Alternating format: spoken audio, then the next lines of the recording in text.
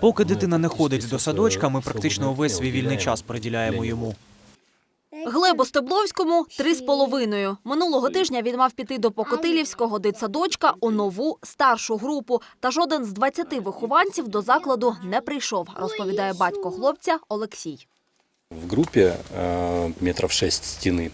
І зі сторони кухні, де у групі по всій стіні це метрів 6. І на кухні, де їжу дітям роздають, пліснява по всім куткам. Добили до труб, які проклали 50 років тому без норм будівництва. Вони були просто закопані у землю. Через це вони заіржавіли та потекли. Вони поржавіли і протекли. Ось воно все у плісняві, усе прогнило. Ось так зараз виглядає підлога у дитсадку. Про потребу ремонту ще на початку літа заявили самі батьки, коли побачили у закутках плісняву. Щоб покласти нові труби, прибрати грибок, встановити двері та поклеїти шпалери, звернулися до селищного голови. Той погодився надати з місцевого бюджету 30 тисяч гривень. Батьки розробили кошторис робіт і у цю суму, каже Олексій, могли вкластися. Він пропонував свого підрядчика. Селищний голова запропонував свого підрядника, який прийшов, зробив свої заміри, сказав, що за 30 тисяч він зможе тільки зробити підлогу і накидати гіпс на стіни. Ті роботи, які вартують близько 6-7 тисяч, він готовий був зробити за 30. Батько вихованця говорить, додаткові гроші селищна влада надавати не планує. Знаходити іншого підрядника теж. Самостійно батьки цього теж зробити не змогли, тому ремонт й досі не почався.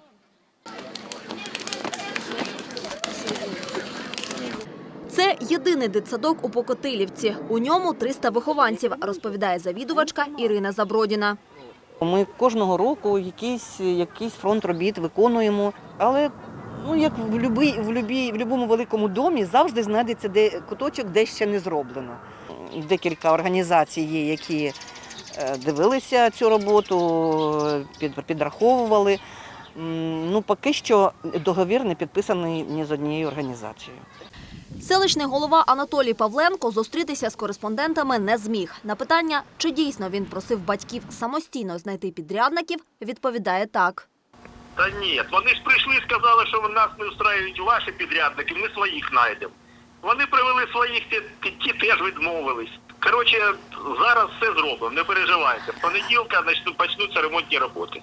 Нашли спонсоров, которые еще там помогут, добавят денег, потому что там не хватит этих денег. Все, ремонт будет сделан.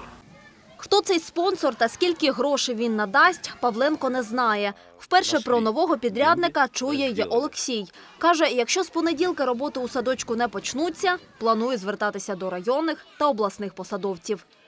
Альона Рязанцева та Юлія Бондарєва. Новини на Суспільному. Харківщина.